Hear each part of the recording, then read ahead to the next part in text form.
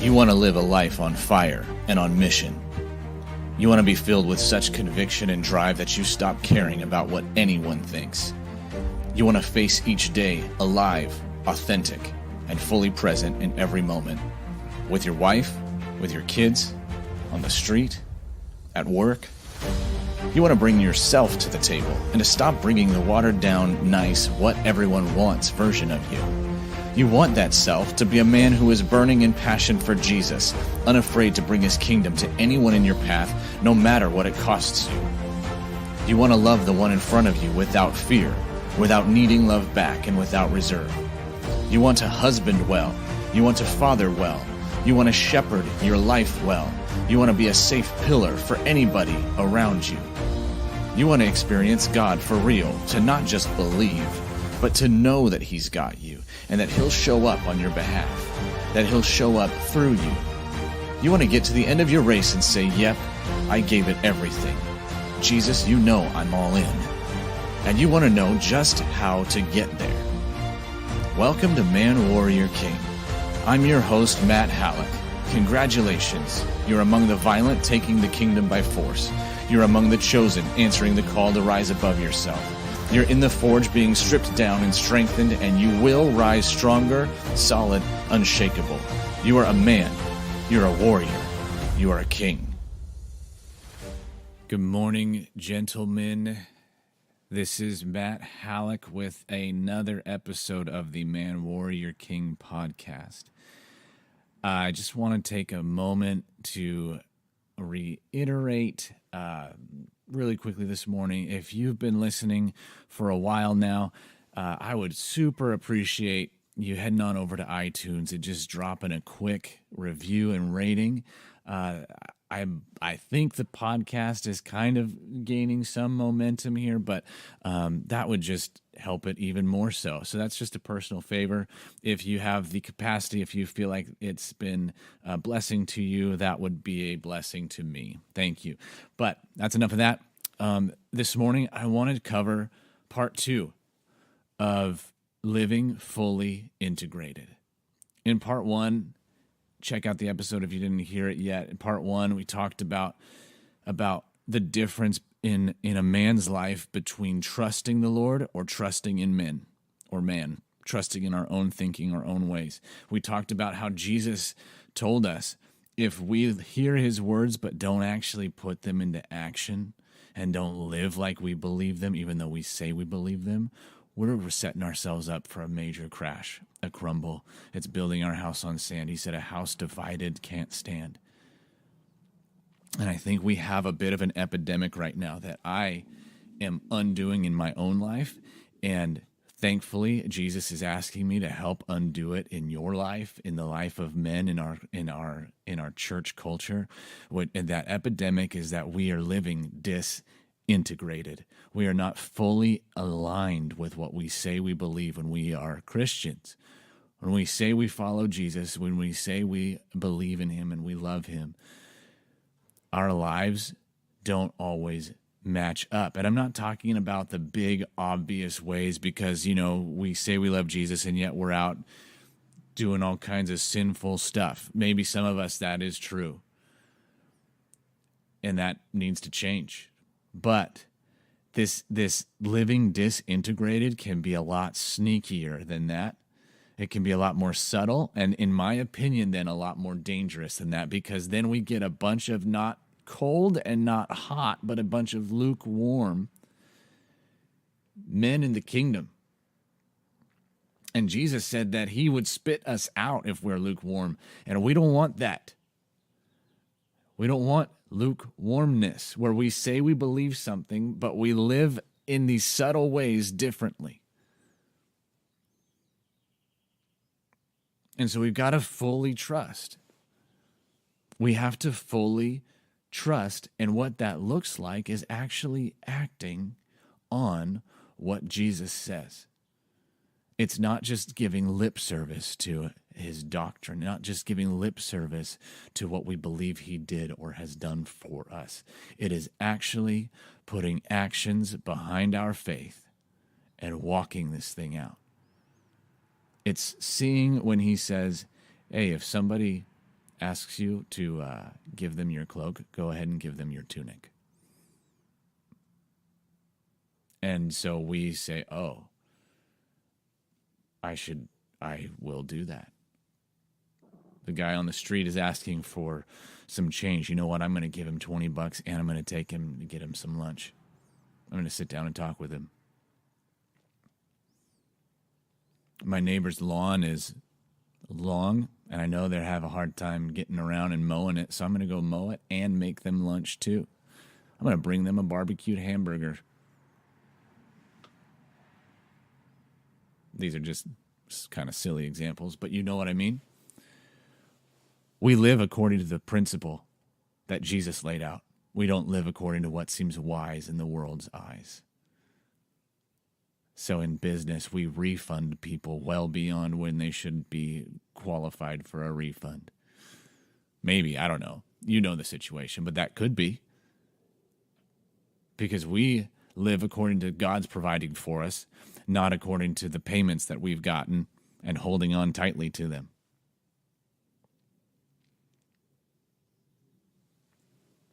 So we talked about all of that stuff in part 1. Today in part 2, I want to talk more about how. Because I bet you right now are probably wondering, this sounds good to trust God with all of this, but how do I actually get there? How do I get to be that kind of a person who does trust him like that? What am I missing? What is the key? Because I simply right now, if I'm being honest with myself, I simply just don't. And guys, I will be the first to say that I believe in the power of God, the living, real, active power of God, that we can see change things, that we can actually even see change ourselves. Right? He says that a leopard can't change its spots. So there's certain parts of us that we cannot change no matter how hard we work. And it says that it's God who works in us to get us to both will and to work according to his good pleasure. Okay, so I understand that it is the Lord who does things. He is strong and he's alive and he's powerful. And so it makes sense if we're sitting around wondering, what am I missing? How can I get to be in that place of trust? What do I need to do in order to get God to make me into that kind of a person?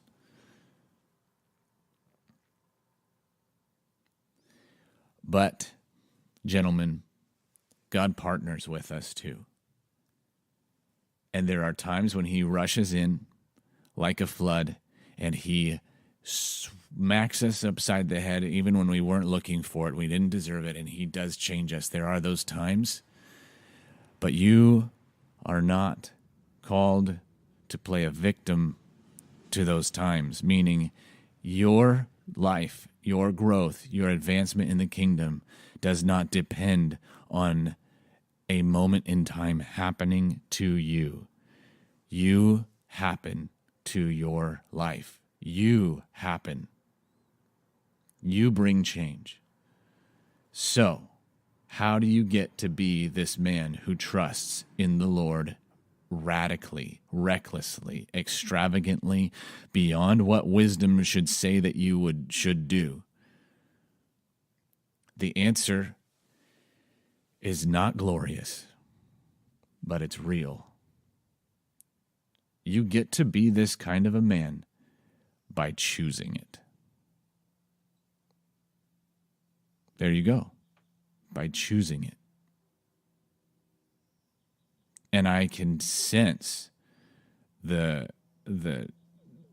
some of us, the defensiveness that comes up right there, because we want to not be responsible for our own broken situation. We want to not be responsible for the things that we've been missing out on. We want someone else to take the blame. We want God to be the responsible one, and we just didn't know. But if the answer is just to choose, then it's been in my hands all along.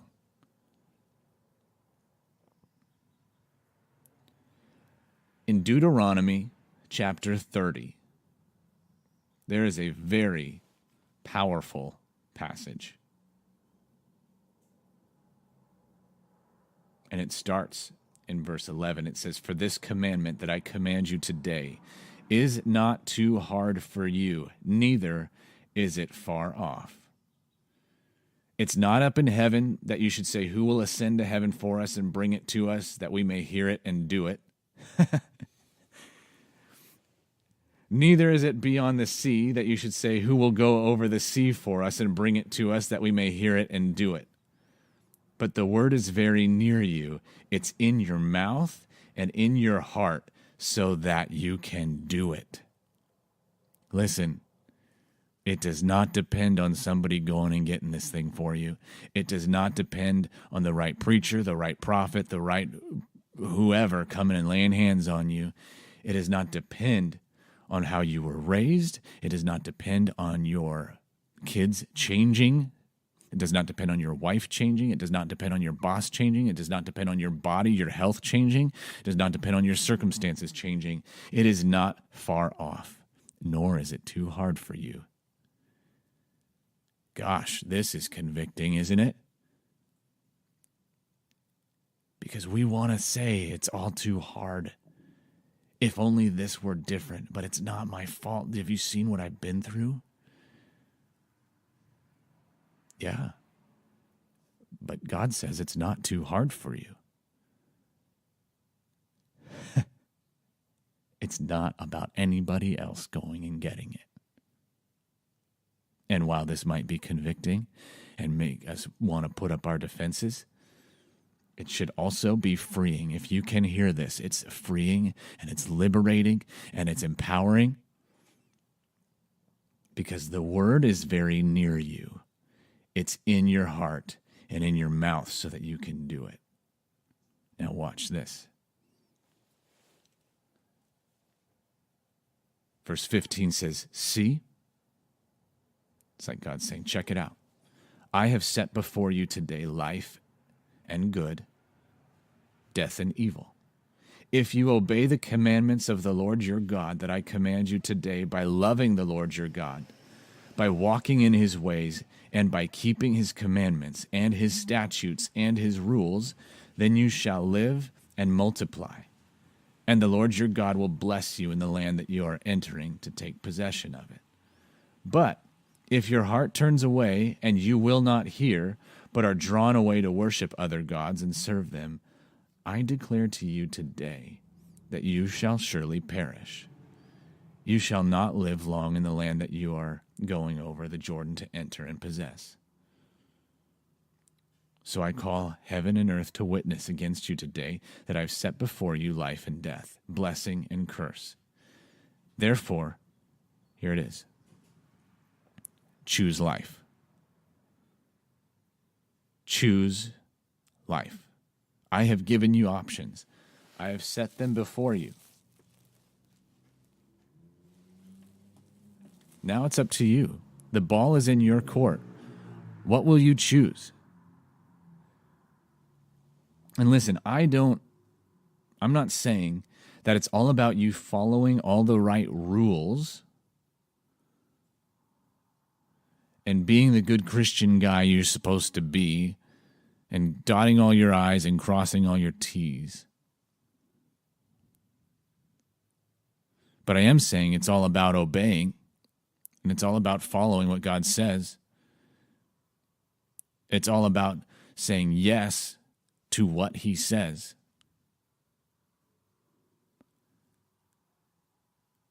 And you may not feel like it, but the way that you choose is by how you act. What will your actions say? Will they line up with what Jesus says? Because if you do these things, if you obey the commandments of the Lord, if you say yes and you act in accordance with what you say you believe, then look, you will live and multiply. And the Lord your God will bless you in the land to take possession of it. He will give you the promised land. He will give you the promises that you have been fighting for in your own way, trusting yourself, trying to get them to happen on your own, and it has not worked. It's sucked.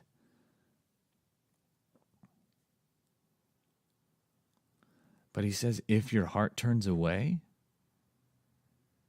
and you worship other gods and you serve them, and so meaning you go and you try to live according to some other way to get what you need, to get what you want. Because the reason for serving other gods is to try to get what you need from them, to make them happy so you can get what you've been looking for. If you go away from my intimacy, if you go away from connection with me, and you start doing this on your own, you're going to die.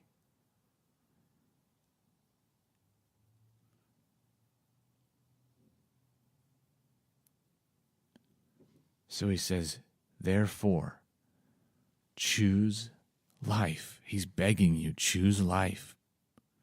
Please, choose life. You have the power, gentlemen, to choose. Who will you serve? And when you choose, you start acting like it. You prioritize Jesus above everything. Above yourself, above your family, above your job, above your bank account. You prioritize him in your time. You may not feel like spending time with Jesus, and that's it. You may not feel like it. I don't care. I don't care what you feel like. I really don't. That's not what it's about. You establish some freaking discipline. Guys, warriors discipline themselves. Paul says it. I discipline myself. And the good thing, the blessing of it is that as we discipline ourselves more and we choose to live and act and behave according to the principles that we say we want, it starts to require less and less discipline because it starts to flow more and more. And we start to embrace it and actually thrive on it and love it and feed on this thing that we're disciplining ourselves in. And so if you don't feel like spending time with Jesus, I don't care. Discipline yourself and do it. Because if you say you're going to believe him, then you've got to put your money where your mouth is. So look at this other section of scripture in Joshua. You don't believe me that you have to choose? That it's just about you choosing? That it's as simple and easy as that? Look at this. Joshua chapter 24, verse 14 says, now therefore, fear the Lord and serve him in sincerity and in faithfulness. Put away the gods that your fathers served beyond the river and in Egypt, and serve the Lord. And if it is evil in your eyes to serve the Lord, choose this day whom you will serve then, whether it will be him or the gods your fathers served in the region beyond the river, or the gods of the Amorites in whose land you dwell. Choose then. Choose. But as for me and my house, we will serve the Lord. Do you hear the resolve there? Men, you have in you the DNA to be resolved. It is time to stop letting how much or how strongly you believe be dictated by what's going on around you. And you have the power to choose who you will believe. And you resolve it. You say, this is the man I will be. Come hell, come high water, I will not waver. And this attracts heaven to you. This attracts all of the resources of heaven to you. This attracts the heart of the Father to you. When he says, look at that man down there, it is not, to him, it's not about what he's getting out of the deal. He has chosen and resolved that he will follow after me, and he will trust me, and he will live according to my kingdom's ways no matter what. So watch while I do a mighty, mighty thing in his life. If he's trusting me, I will build such a testimony in him of my power and my glory. The world is going to look at it and marvel.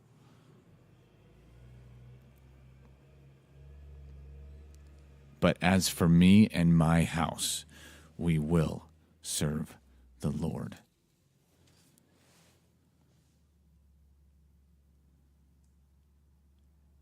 And look at 1 Kings 18.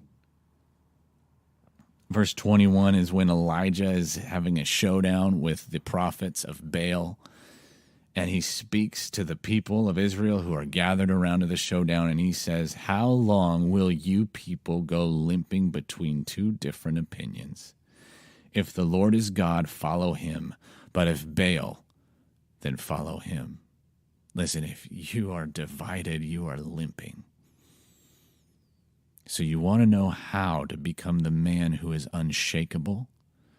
To become the man like in Jeremiah 17 we talked about in part 1, who trusts in the Lord and who always bears fruit in season, out of season, in the drought. He's not anxious when the drought comes. It doesn't even matter. He's unshakable. You want to know how to be that kind of man who trusts God that way? It starts with your choice.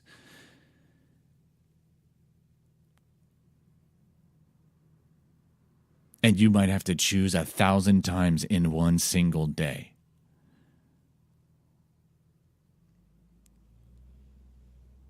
And you choose, I agree with the truth of the Lord. And maybe it plans out in your actions of how you're going to conduct yourself in this circumstance or that circumstance. It does. But it might for you start those actions that prove where your faith is might start in the thoughts that you choose to think. So when you feel your mind going to places that aren't consistent with the kingdom, like this is just life, this is just the way I am, I'm never going to get over this, I'm never going to beat my anger, I'm never going to get well, I'm never going to figure out how to get out of this mess. The smallest, most central core of who you are action is to choose a different thought. And the easiest way I know how to choose it and act on it so that I'm not just getting stuck being swayed by thoughts in my mind is to actually speak it. So I'm challenging you right now, putting some action steps to this. 1, you choose to make time to be with Jesus and just Jesus. That's 1, because you will grow, and you will grow with less work and less strain, less a bunch of self-effort. The more you spend time with him and you are in his actual presence and he's changing you, even if you don't feel it at first. That's 1 action step. The second is for you in those times and outside of those times, in your day, in the course of your day, you take your thoughts captive and you choose to think a kingdom thought. And you watch while it starts there and it grows. And you watch while, as you're spending time with Jesus and beholding him and letting him shape you, and as you are training your mind to think differently, you watch while you naturally begin to change. The leopard can't change its spots, but Jesus does. And you watch while those spots change. You watch while you become a new man. And you will feel like, I'm not even really doing this. It's God doing it. Because he does bring the change. You don't, but he is asking you to choose.